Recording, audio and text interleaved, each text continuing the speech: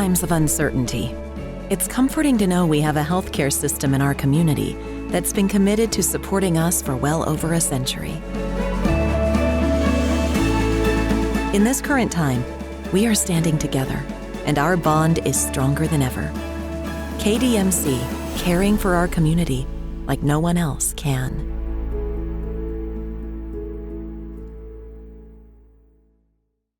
Recap of the game. Obviously happy that we won the game, very much like the week before. Think we left a lot of things out there, especially in the second half. We weathered a very difficult place to play, with, as much energy as I've ever been a part of. So kind of felt at one point it was like a scene from Gladiator, the movie in a Roman Coliseum. So I know our players kind of felt that and, did some things early that were unusual that happen in that type of environment a lot of times. It's a lot of stress that they put on us. And we were able to overcome that and hang on at the end. Very high play count game. We had offensive players play over 100 plays in the game. So we were already extremely beat up. We are not in good shape that way for this week. But it is what it is. People from somewhere got to step up.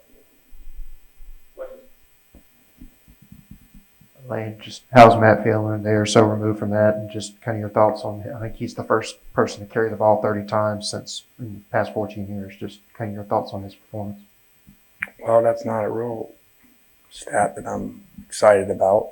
I didn't know that in 14 years. We'd like that to be a running back and not our, 200-pound quarterback. So he's not in very good shape. Hasn't been for the last 2 days.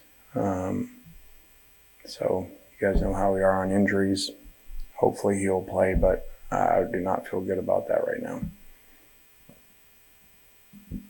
Lane, obviously a lot of pre-existing relationship with Ed Orgeron, and obviously there's a lot going on at LSU right now. Just curious on your thoughts on how everything's kind of unfolded there the last couple of days. Yeah, I don't know the details, of all that stuff and what went on. Obviously Ed, did a great job there, won a national championship. So I'm not really sure what happened here as of late. And it's crazy, they just beat a really good Florida team, when I'm sure not a lot of people gave them a chance, after the Kentucky game. So, it shows that they have great players and they can play really well. And they did that. I think to finish that, this is just, it's a profession that we've always been in, but now more than ever, it is so much, not just what have you done in the last year, it literally is what have you done Saturday. I just had this conversation with another head coach, just who's struggling a little bit, trying to motivate him. I just said, hey, every Sunday you're either a good or bad coach based off of that Saturday, and it switches. When I see a thing on SEC Network that I walk by, or someone's, talking bad about Saban, after the A&M game as a coach, it just shows you where we're at. Lane, you alluded to some guys having to step up. Dennis Jackson certainly looks like he's one of those guys. Your thoughts on how he played Saturday night, what he can bring to the offense, and also you alluded that Jake Springer, was the key to the defense, and your thoughts on how Jake played and what you're able to do now that he's back in that lineup. Yeah, Jake did, played with phenomenal effort, for a guy who really hadn't done hardly anything for a month. And, I thought what we had talked about all offseason, even last season, down on our service team was Mark Robinson, Otis, and Springer, and would see them every day and say, hey, these guys, could arguably be our 3 best defensive players if they were playing, certainly among the top 4 probably. And they showed it Saturday. All 3 played really well. So it was awesome to see. And the first one about Danis, you know, we needed guys to step up, made a huge play on the slant and go. Hopefully that builds his confidence. And again, that was a highly unusual place to play. That when it's sold out, that place is rocking anyway with everything combined. You know, to be an offensive player, when a defensive player is not as big a deal because the noise, but you know, for him to go into that environment, make a play like that, to me, builds confidence and tells us, hey, he should be able to do this, continue this, especially now as we come back home. Lane, how close are you and Ed? Like, do y'all keep in contact? And does what happened yesterday make this an awkward week for you? I mean, that doesn't make it awkward for me. I don't, you know, just like last week, it seems like there's something every week. And so last week, our preparation had nothing to do with having Coach start before, and this week has nothing to do with relationship with Coach O. You know, it's just one day at a time preparing. And, you know, like I told our team this morning in our team meeting, good's the enemy of great. And I feel like that's where we are right now. You know, we do good things, you know, and we get satisfied with them, and we don't do great things. We don't close that game out and, you know, win in a 2-3 possession game like I feel like we should have in the second half. You know, we get complacent. So I don't think anything about Coach O this week, any of that. We have a really good relationship. You know, he's not a big talk on the phone all the time guy, as you can imagine, but he actually texted me, you know, after their game Saturday, and so he's an awesome guy, you know, phenomenal coach. Lane, 2 last-second wins for the last couple of weeks, specifically last week in Tennessee. It was a raucous environment, arguably the most raucous environment you've been in as head coach here at Ole Miss. Looking forward to the games against Auburn, Mississippi State down the road, how does it play into the locker room in regards to being able to communicate offensively and defensively now that you've got this game behind you in that type of environment?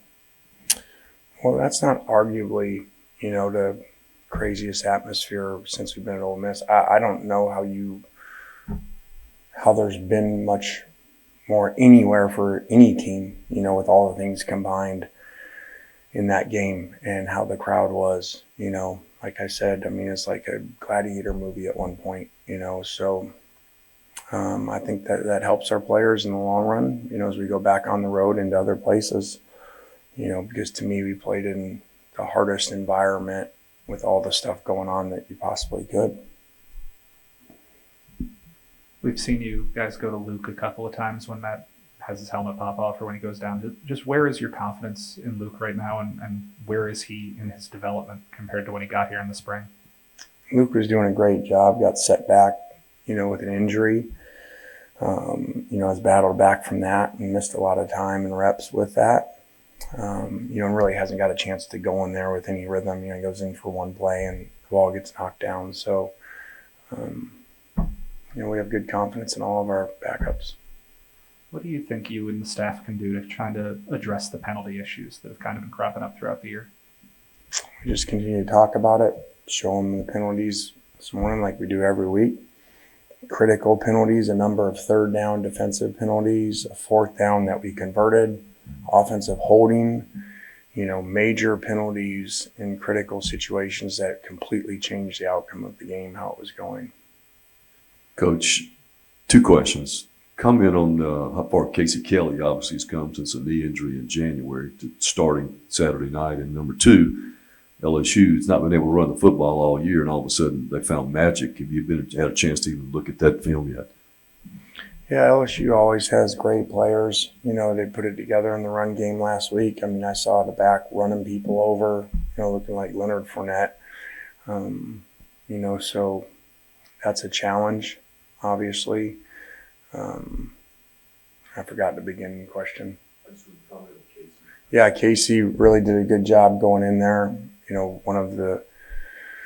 all of our injuries going on offensively, and, you know, really down, you know, arguably at one point we're the top 2 tight ends to start the season, you know, and then Casey coming back has helped us, and he played really well. Lane, as you know, the program's obviously honoring Eli Manning at halftime. I was just wondering if you had a comment about that or comment about any interactions you've had with that family and the impact they've made on this. Yeah, obviously, I mean, they're the university, the Manning family, and, have always had great respect for them. And, second place where the quarterback has played or been the head coach. So it'll be really cool. Saturday, I tweeted something this morning, I would think this would be a very hot ticket. I get to go see Eli Manning and Matt Corral, so be a pretty cool thing Saturday. Your name comes up in coaching stuff all the time. It's popped up in a lot of places since Ed was the announcement with Ed. Is that something that you have to address with your team ever? Is it something that you've had to address in recruiting when you have multiple weeks before the end of a season and this stuff's going to linger out there? I don't think I've ever addressed that with the team. I think the team knows how we focus, 1 week, 1 day at a time. So I've never addressed that. Maybe I should, but we don't worry about things we can't control that are on the outside. Obviously, in recruiting, you always battle that. I feel like that every coach probably battles that, but especially ever since leaving Tennessee. So it is what it is, and we just work our way through it.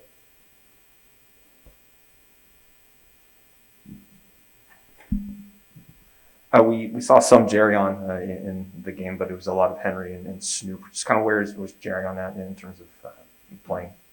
We had just gotten back from an injury, so got him in there. He did some good things, but, you could tell he'd been off for a little bit. And so hopefully, it picks back up where he was.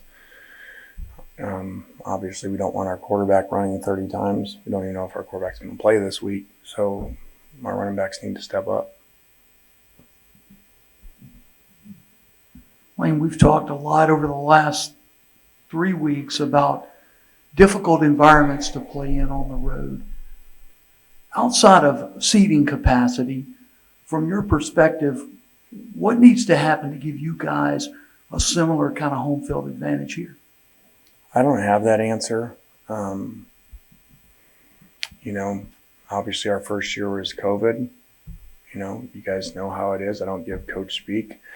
We've not felt that this year, anything like when we went to Alabama, what we had to deal with there offensively or, last week in Tennessee. So that is what it is. I know it can be done because we felt it at Alabama when we were here however many years ago.